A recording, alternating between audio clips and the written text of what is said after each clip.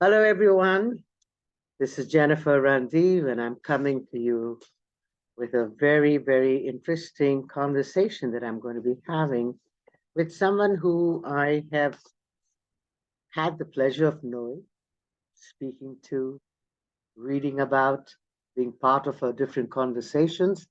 And we are bringing to you the G100 Oneness and Wisdom conversations with some of our amazing country chairs.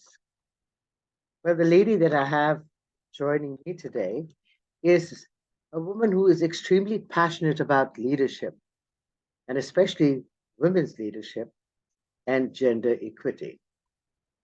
She's graduated from a school and from a social, I beg your pardon, she graduated in social and organizational psychology, and she made her professional career, which is approximately 25 years now, in human resources, and recently decided to embrace the world of entrepreneurship in the areas of leadership. So, how many of us really know what leadership is? Well, today we're going to find out.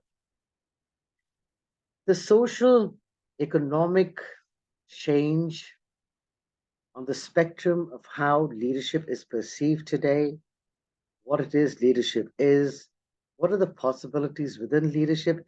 We're all going to be having a conversation around that. But to carry on introducing this amazing woman, she's an international speaker, a coach, and a mentor. She's also the founder of the Female Leadership in Angola and CRH, Human Resources Community Initiative.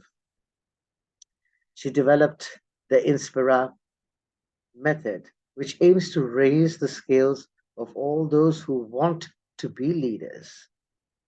I'd love to hear more about that. And she has been writing for some time, but she's actually launched a book, which we will talk about later.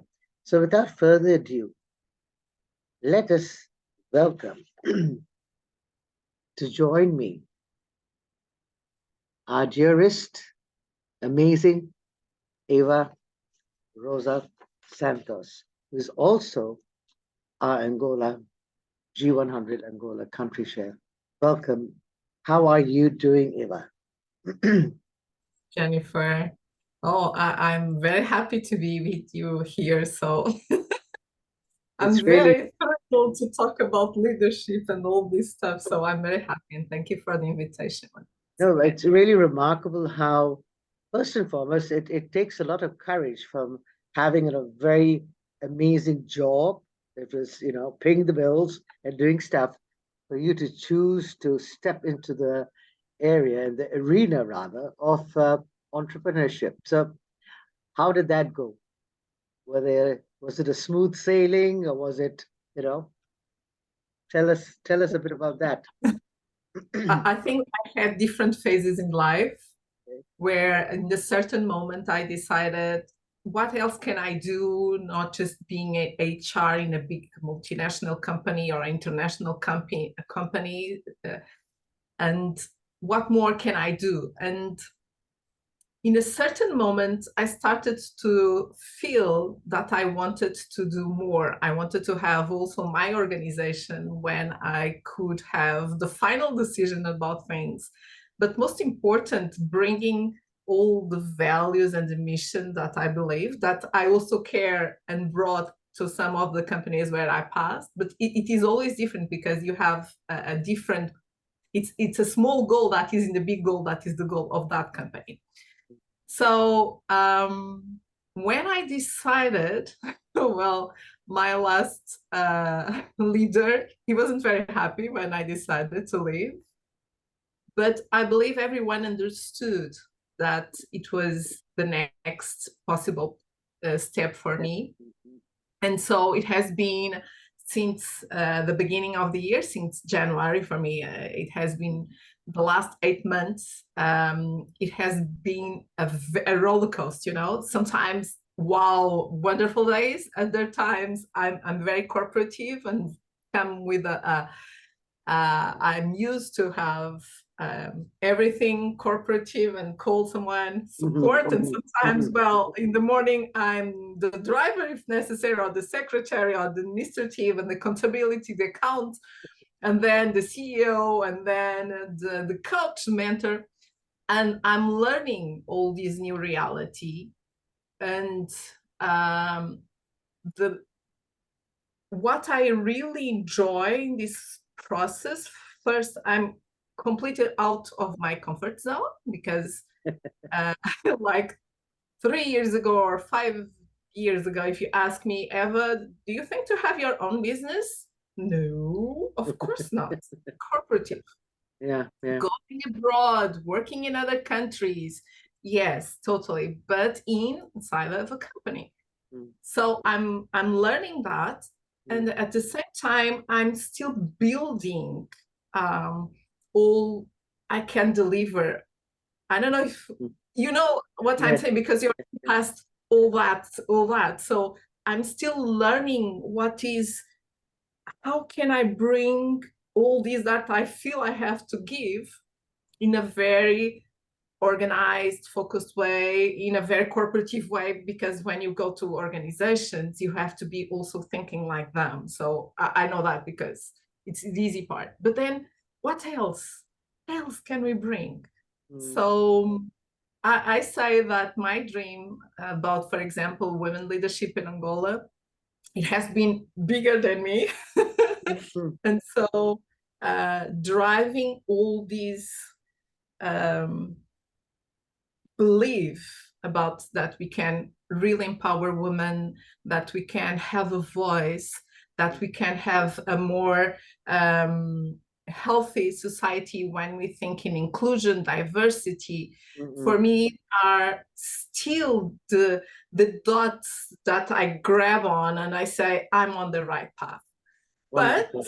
But for who is going to be entrepreneur, just telling you, it's not easy. It's a challenge. I think especially when we have been in a very responsible position within an organization, and we've been recognized for the work that we've been doing, and we've got this amazing infrastructure around us that supports us, and then when you come into this entrepreneurial thing, it is almost like, oh my God, I've got to do everything myself, right?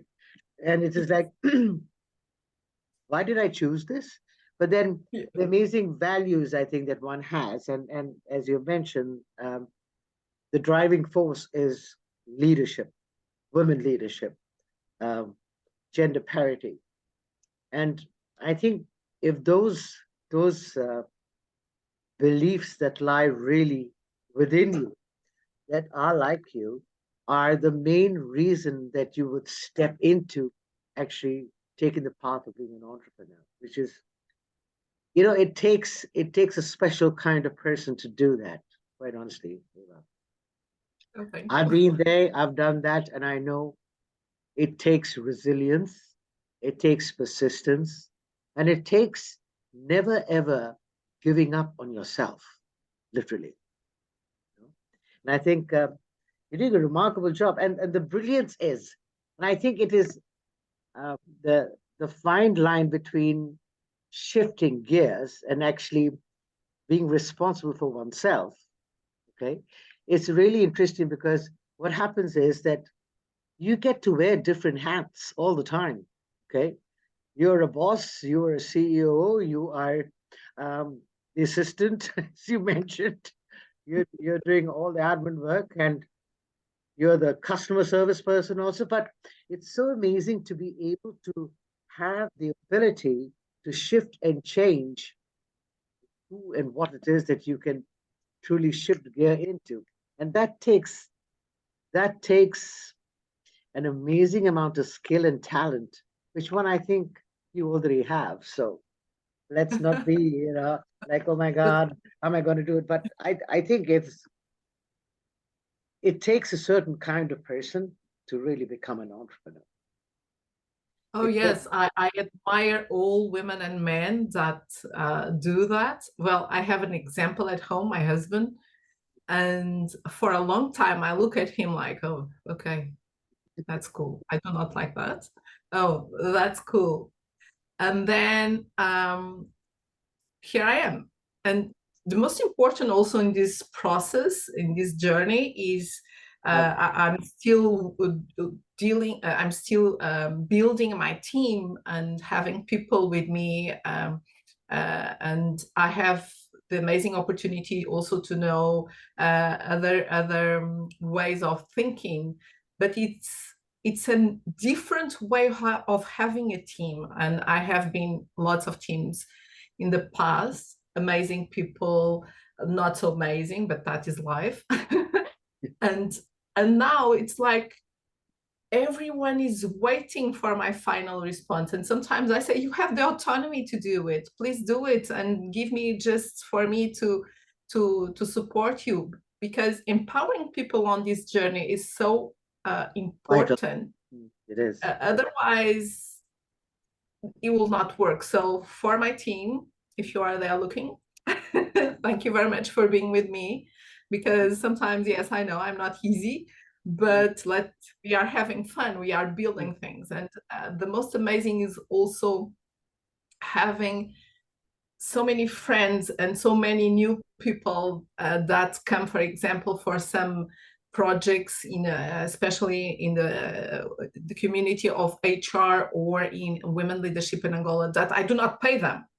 Okay, so I do not pay them. They are there because they believe on the project. They believe that can also, in my way of seeing, they have a voice. They can build. They can bring their knowledge, and it's something I learned for the last years with this, is that, and you were talking about how, and I wrote this, how many of us know what is leadership? Yeah, And I that's what I want to ask you. My next question is not about that, but I want to know from you, what does leadership mean to you? Yes, and that was exactly the point where I was going, because the leader and the way I think leadership today, it's different the way I was leader a few years ago. In the beginning of my career, I was very Authoritative. Authoritative. yes, in the beginning, because I was very young. It was a way of having building, the strength of a woman in a HR role with so much responsibility. I know I was like that, and sometimes I still uh, laugh with some of my team members, because I said, well, you suffer with me, because I wasn't. I was very, no, I learned a lot with you. Yeah, but you suffered a little. So just think, and today, what I see, the way I do leadership and I believe in leadership, is that I'm still a little bossy. Okay, so that will be there But always. that okay, so that's the point that I wanted to highlight to people is being a leader does not mean that you have to lay down flat because everyone's saying leadership has to be done a different way. It is about being present in the moment and, if required, to actually pull someone up because they're not doing something, or to shake Exactly. things up. It requires a leader to actually do that because that's what is required in the moment, right? So I think people have gone into this oscillating, like, oh, either we have to be dictatorial or control Yeah, freaks, or we have to really play it low, please, and be so yeah, accommodating and tolerating rubbish when it's not going according to what needs to get created. So and you I'm do glad not that you achieve bring goals. exactly. Yeah, I'm and glad you bring that up because I think it's a very uh, interesting, like a symphony. Whatever is required in that moment, you shift and change, because yeah, at the end of the day, you are the entrepreneur and you are responsible for what is being created and generated and yeah, facilitated and shared with the rest of the world. And yeah, people need to know that, and it is important. So there's no like hard and fixed rule that this is the way it has to be. yeah. Now, the other question I want to ask you, so when you're having conversations right now, Eva, because you have a very large expanse of amazing people who come in and listen to you, and for the amazing interviews that you actually do, I want to know from you how do you see things shifting and changing when you're communicating with the younger generation? So let me just finalize here the leadership and the leader that I am today, and then I will grab that point. Okay. And so for me, leadership today is when you do not need to say that you're the leader, but people follow you because they believe in you. Hmm. And But do you that have is my question to you is how many of them will actually do that continuously? And if they don't do that, what then is the way that you would help them to see the value of what it is that you're sharing with them to be something that will be impactful for them because they can't see it right now. Okay. yeah, yeah, And you're not going to have everyone who agrees with you either, because yeah. that would be like, hello, that would be a perfect world, but we are not in one, unfortunately. So how do we tackle those kind of things as a leader now? I believe in the end of the day, and you said the right word is value. What is the value I will take when I am with Eva in the projects of women leadership or in other projects or working directly? Mm, So why am I with you, Jennifer, in G100? What is the value that I will take from that? Why is that important for me? And for me, it's also reasonable about my values, my personal values, because I'm ethic, because I believe that we can make a difference, because I love getting out of the box. I love leadership. And probably some of them, okay, she's crazy, but I like her, so let us try. Or someone just look at me and say, wow, you said that, and that makes me change something in my life. And that for me, it's what I just need for me as a leader. And for those who follow us, because we have these characteristics, these values, at the end of the day, is what is the value that I'm taking of this conversation, for example? mm, What is the value that I also can bring to the table. for, yes, So and if it my is mentoring, coaching, just a conversation, just sharing thoughts. And the final one is how I inspire. How do you feel inspired? And we need that in our lives, not just gray. We need sometimes a little of pink and a little of yellow and a little of blue. So exactly. to make things happening. So my next question to you would be, would you say, and I need your expert opinion in this, is would you say that it would be necessary for people who are working with you or choosing to join you, would they actually have to be aware of their own values first to be able to see the value that you would bring to them so they can resonate with it? Oh, that's an amazing question. Because I think sometimes when you do that question, you'll have the answer. Probably you didn't thought about it, but there is something that um, it's like energies, positive energies attract each other, right? Mm, So when you are with someone that brings you positive energy and you mm, feel that you are also flourishing, and you say, or when you see the sun and the sun makes me feel happy, that is the feeling I would like people to have, not that dark side of feeling, oh, that's horrible, I do not like this, I do not enjoy this. The presence that gives me, it's negative, and we also have that a lot, unfortunately. But I think if you are aware of your values, because the question is, are you aware of your values? Which are your values in life? What is important with you? What resonates for you? mm, Because that makes all the click of what you do in your life mm, mm, with the people with you are with. And the fantastic thing is that you can always break when you are in the negative side. Always. You mm, have always a chance of being on the cool side, if I may say it this way, in the positive side. But for that, you must be aware.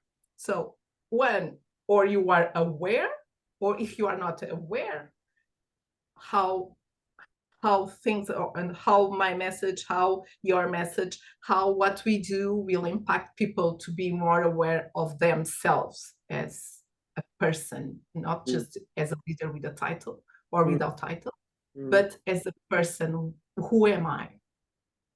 Who am I is a really important question to ask. And something that I have noticed in my years of dealing with people is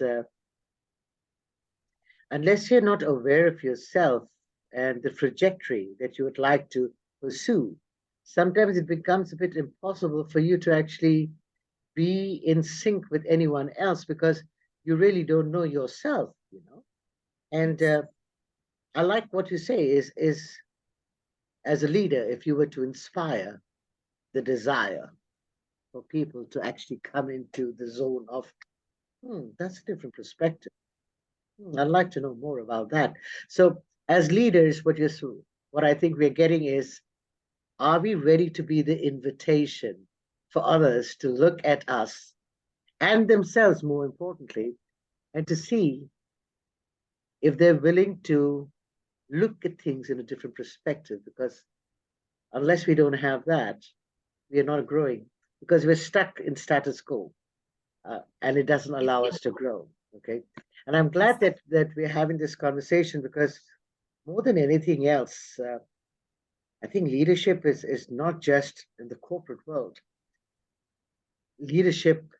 Next question is, where does leadership actually start?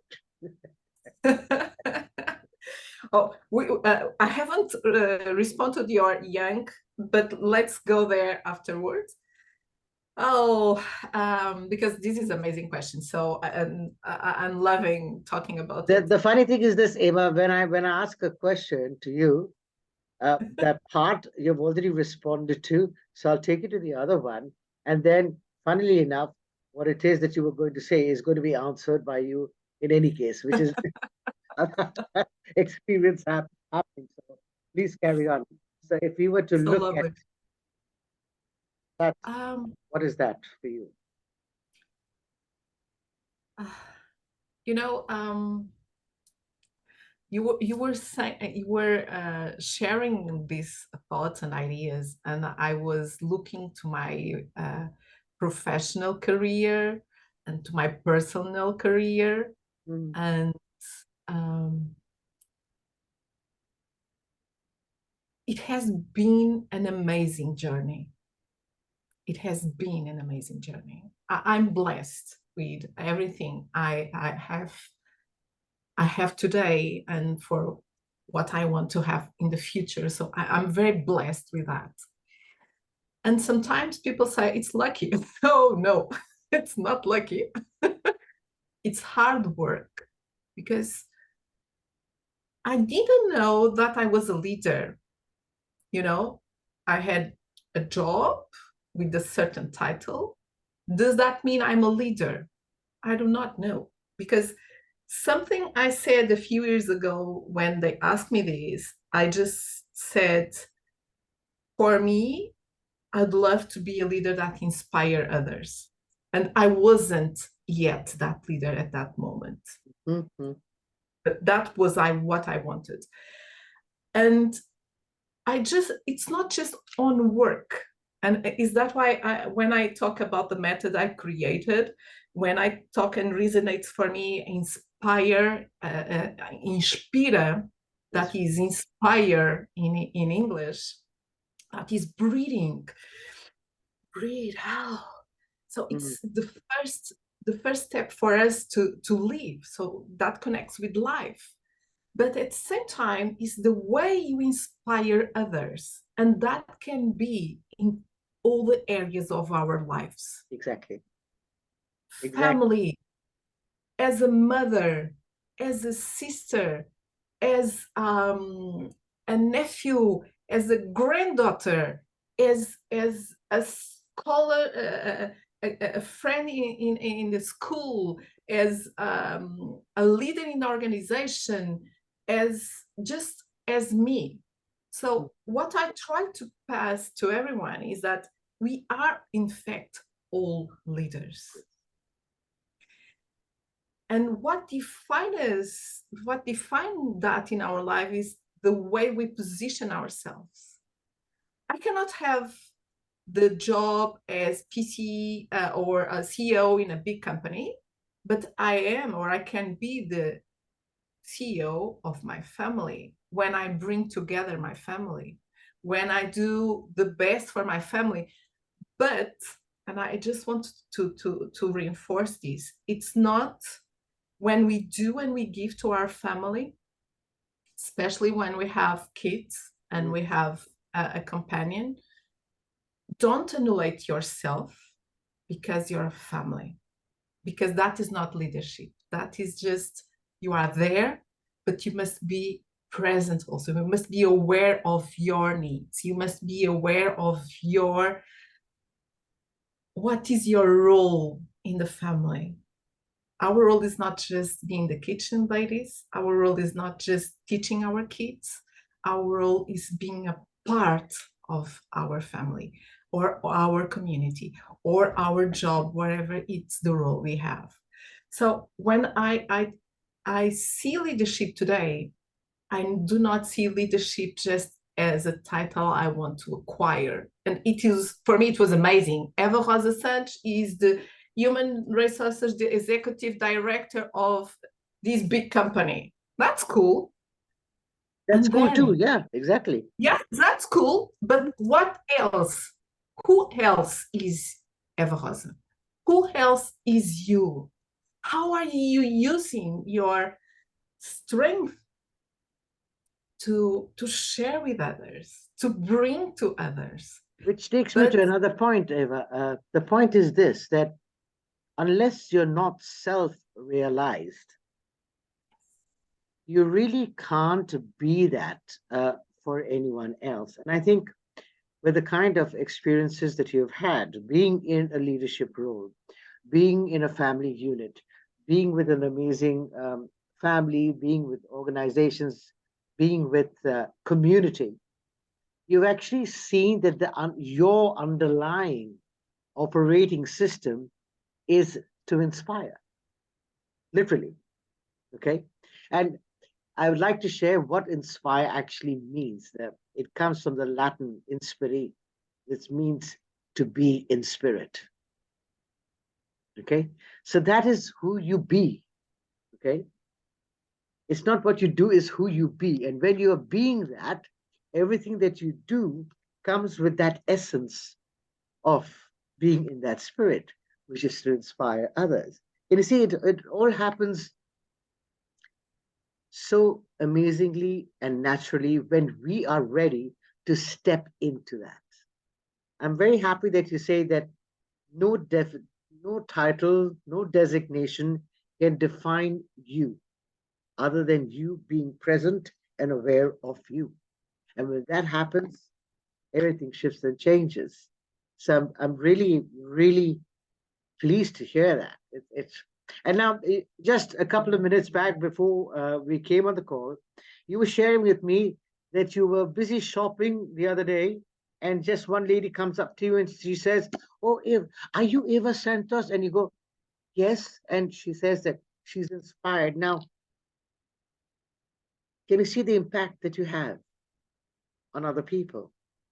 And the question here is for all the audience that are listening: is what is it that you can be and are that still have not recognized about you? So it's time to uncover and discover your unique brilliance, capabilities, and skills. So the next question, Eva, do you want to add to that? Because I thought that was an no, amazing thing where no. somebody just comes to you and says, "Oh, I'm so inspired and I listen to your calls all the time and I'm taking notes and I think it's absolutely phenomenal. And my daughter knows you also." So can you see that again, that inspire, whatever it is that you're doing? It's creating such an impact on the world. And sometimes it's not measurable, the way we like to measure analytics and all that jazz. Definitely not. But it is the impact that you shift and change someone else's reality by you being you unapologetically and being the inspiration that you truly are, which is what I loved about you when we had our first conversation and I got to know you better. And I said, and you said that, oh, Jennifer, maybe I can't talk English. I said, you're doing a remarkable job. I mean, seriously. And I think the connection, again, it's about creating connections. And what you spoke earlier is about resonance, when we can resonate, when our values can resonate with one another, it creates brilliance that is beyond what it is, that we even thought we could actually do. The next thing is that, yeah, I was wanting to ask you, so how do the youngsters look at leadership? So if you're talking to someone who's 19 years old or 21 years old, and they possibly listen to your podcast, and they come to you and say, I want to be a leader too. Can I be a leader? What kind of response would you give to them? How do they take it? Because their way of operating now and the way that we were operating is totally different. So what is it that we can do or be and say to inspire them to truly choose to step into being the leaders in their life, even if they're 21? Mm-hmm. Even if they're 21, what would you tell them? I share a little of my story, in fact. And I highlight that when you want something, and if you work towards that something, you'll have it. But you have to be consistent. You have to be perseverant. You have to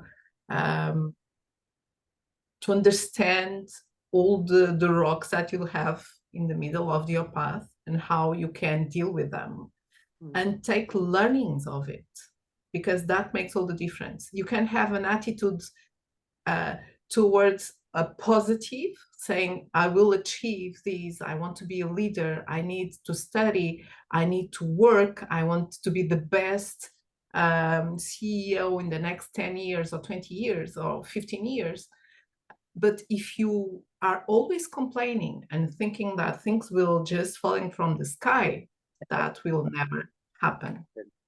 And it was interesting. I had this conversation with someone that I was asking these kind of questions. So what can you do? The question sometimes is, what is the small step that you can start doing now to achieve that? And he was explaining me, I have done this and this, and what else can you do? That didn't happen, that didn't went well. What else can you do? No, now I have to wait. And why do I have to wait? Do you have any other options to do it? And in a certain moment, the person looked at me, I didn't thought about it. Because life, it's a challenge, and we do not need to overcomplicate it. That is not our role. It's already complicated sometimes. So how simple can we do things? How simple can you drive toward your goal? I do not have money for going to the school, for example. I know that we have unfortunately, we still have a lot of process like those. But have you tried to see which are the companies or embassies, for example, that give scholarships? Okay, I cannot afford the scholarship because I do not have. Okay, so what can you do? Can you start working, putting some money aside, supporting your family because you have, and then what kind of training can you have that is free? Where can you go? And what I listen when, especially when I talk with young people and young students, and we want to have more contact with them the next 5 years, is I do not know what I want to be. I do not know what I'm going to be. I do not know. Okay, it's cool. No problem. You do not know what you want to be. Okay, so why are you studying now? Right? You are taking your time to study something. So in what you study, what do you like? Have you tried to understand a little more those disciplines that you like? What can you do with them? Because sometimes we are looking for a degree like, I want to be a lawyer, and then you do all the 5 years of university, and then you decide, well, I didn't want to be a lawyer.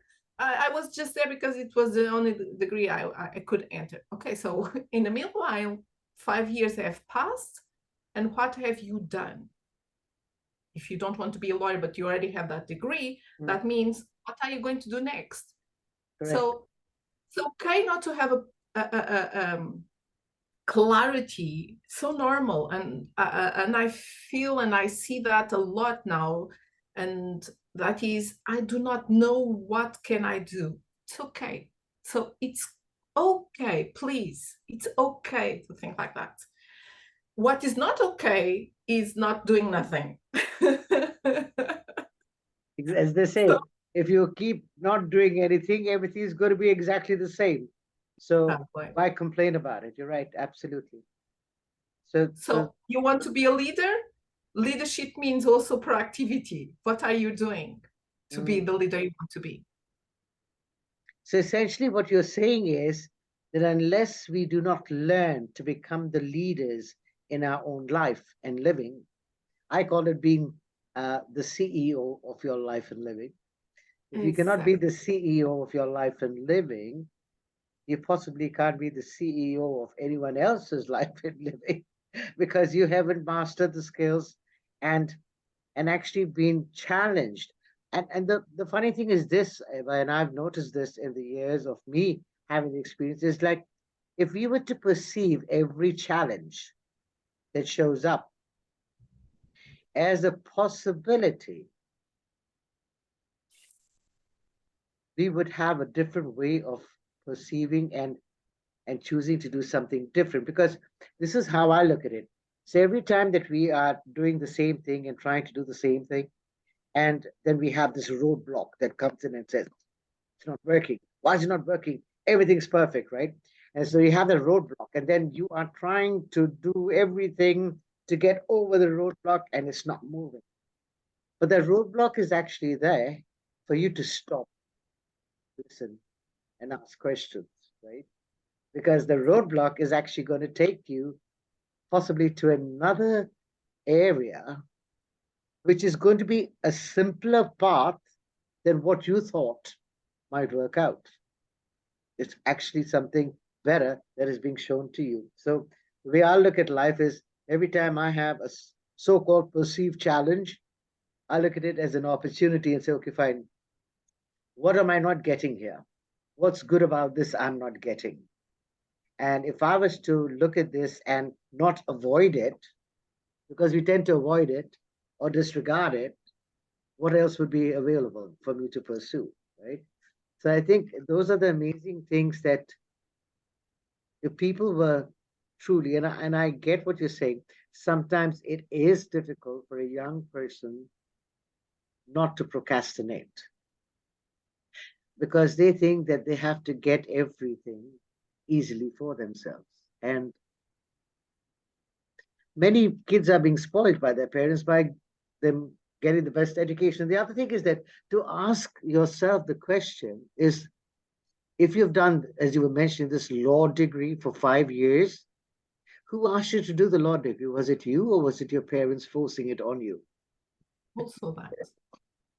Because usually we have, because in the olden times, there was only either you be a doctor, a lawyer, or an engineer. Okay, those were the only vocations available. No one considered the arts, no one considered humanities. It was like you know, they're not going to get you enough money. Okay. Thank God we are no longer We have like changed that.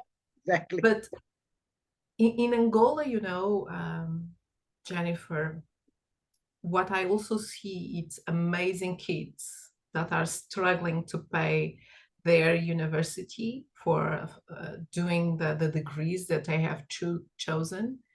And they have a strength so big. And usually when I find these kids on my years in the organizations, I had the opportunity to work in the majority of the organizations that we give Community scholarships, and we have some summer internship. So thank you. And there I had amazing kids on that journey. I met someone that worked on civil construction, so in the more basic roles, and he was in Portugal, in fact, because this was an interview I have done in Portugal, and he was living in Portugal, but he was in Angola for those interviews. We were doing a massive recruitment for scholarships. And he was in Técnico, IST. It's a very renowned school in Portugal, Técnico. It's very, very difficult to enter. And he was struggling with paying, because he worked in civil construction. He was in Técnico, and he was paying the school of his brother that was also trying to go to the school. So, and we, of course, we give him, and he had good grades at the same time. But he had an aspect that was one of the questions that we were discussing, because he didn't have the age. He was at, I think, 25 years. And we are looking for younger, because for the second year, for example, you have to have younger. And one of the things that, this was like 20 years ago. So this is one of the stories I still keep. He was so furious, so honest. So I need to study, because I want to give better future for my brother, and I will have a better future if I study. And I do not mind to work on construction. And if I do not have the scholarship, I will continue to work, and I will have it. So he had all that it takes, because he already has a maturity about what he needs, and he didn't have no social, economic, and financial safety. He needed that to even go further. So when you have that, and when you go to apply, and especially I'm talking this to not just to young, because this is something we see when we are in an interview, and probably you also continue to see, is when you have someone that has the grit, the guts, the drive to do it, the drive to make the change. So we look that, and sometimes you just want to finish that degree. And it's so amazing when I see these young kids with that will of making something of. So I need your help, but I have everything here, so please help me, because I will be always here for you, something like that. So I just wanted to conclude with this, which is very cool. But I also want to ask you, this is about if you could share with us why women leadership in Angola is not just leadership in Angola. Love it. Because unfortunately, we still have a huge gap. And my goal in the future is to talk about leadership without gender. That is what I achieve. Thank God you mentioned that. Oh my God. Because I It's have important. this is one thing. I think I mentioned it earlier also. What if your talents, skills, and abilities did not have a gender agenda? Oh, I love that. I love those conversations. Seriously. That is when we start doing the shift. That is when we start talking about people Exactly. and not about because we are women and they are men. But the reality is that we still have to do all that path. So first for me is bring more awareness. Why are we doing this? Why do we have this name? Why is women leadership important?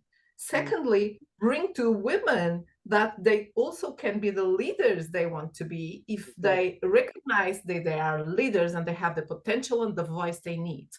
And third, put that in action. But please don't put men aside.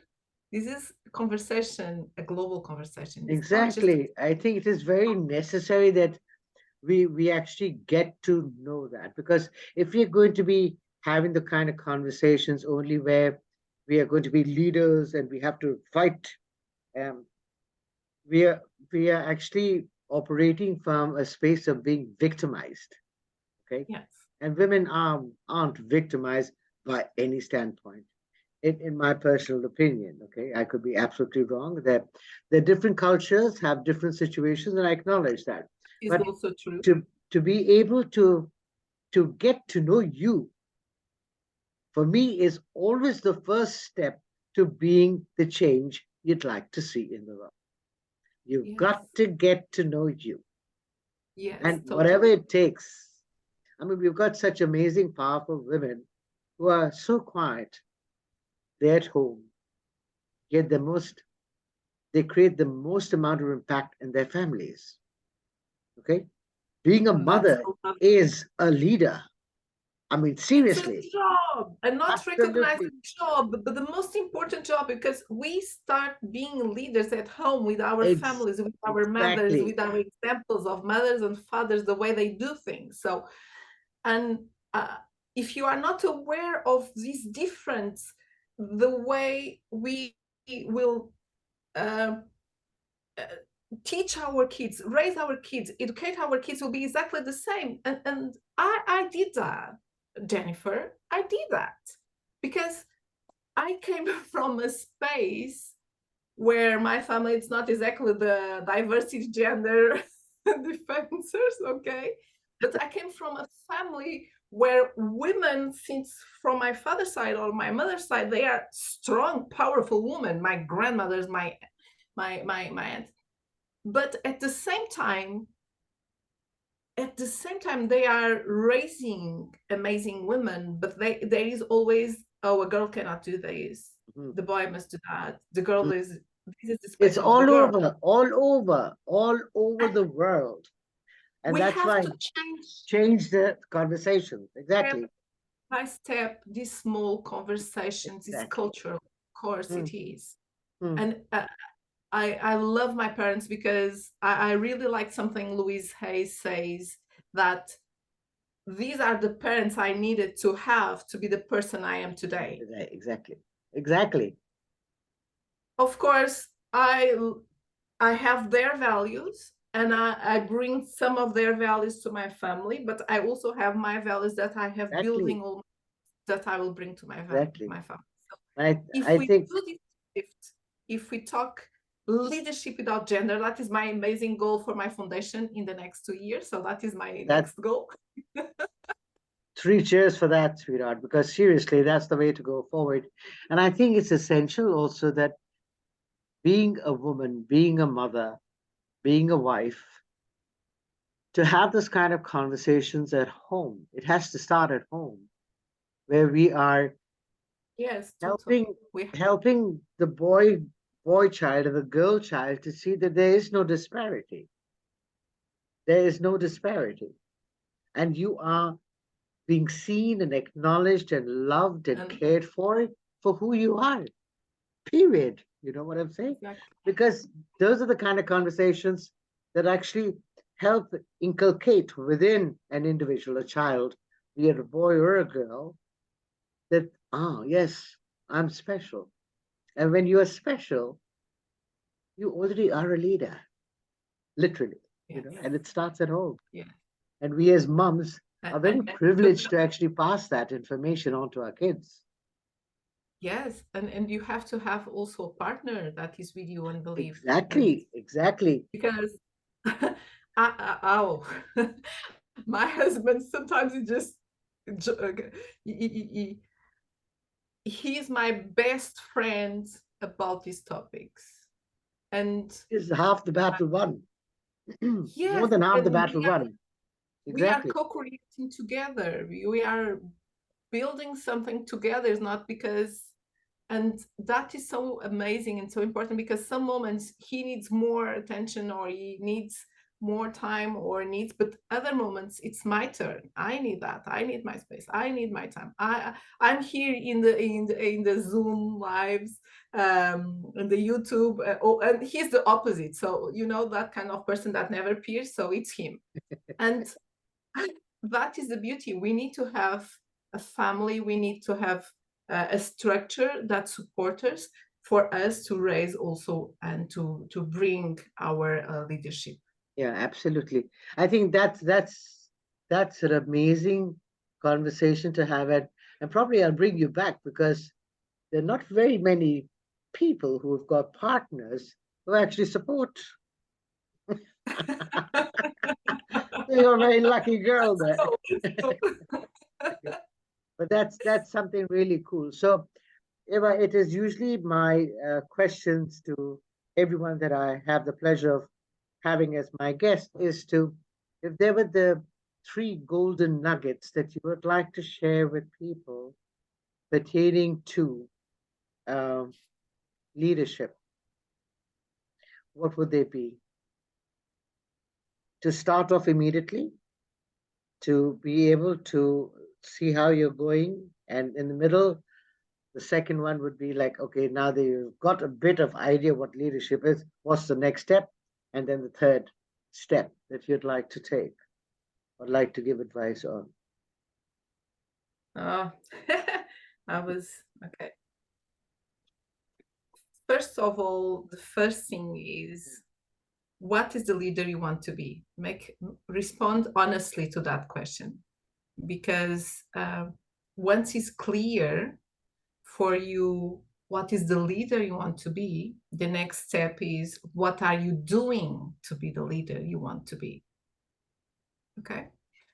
And sometimes achieving and being the leader we want to be can take 1 month, 3 months, 5 years, 10 years. It's okay. So take your time to build the person, the leader you want to achieve.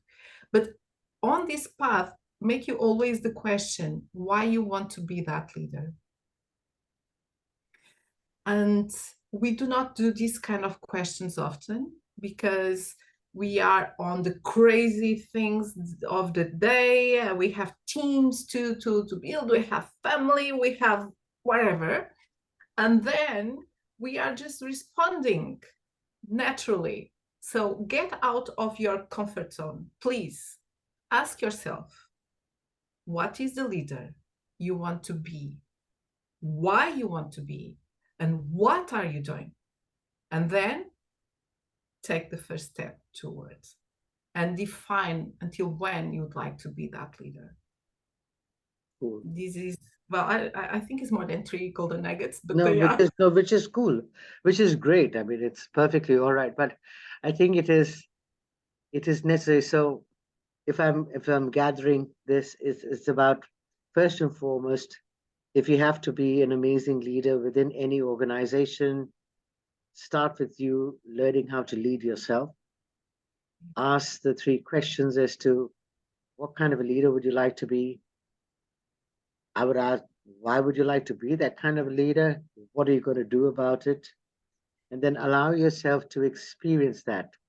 Essentially, taking the time to be able to really resonate and ask yourself those questions, because most of the time we are always in a reactive mode. and not even questioning ourselves. I Okay. use the strategy of the SLA: stop, listen, and ask questions. Very essential. And then to add to that, I think where you're coming from, and it comes with to you naturally, is to be authentic with the kind of responses you're getting, and not create a facade and go, my God, I have to be like this because everyone else. No, your leadership journey is your journey. And it is okay to be unique and diverse, because we need that kind of leader that you're going to be, that bridges the gap of what it is that we have out there. Unless you don't Yeah. show up as you, it ain't going to work for anybody, especially you. So being No. authentic with yourself, I think, Yes. um, is essential. So, Eva, it has been a real fun, and I could carry on talking to you because I quite enjoy the conversation, and we can uncover and discover, and we are going to, for sure. Thank you.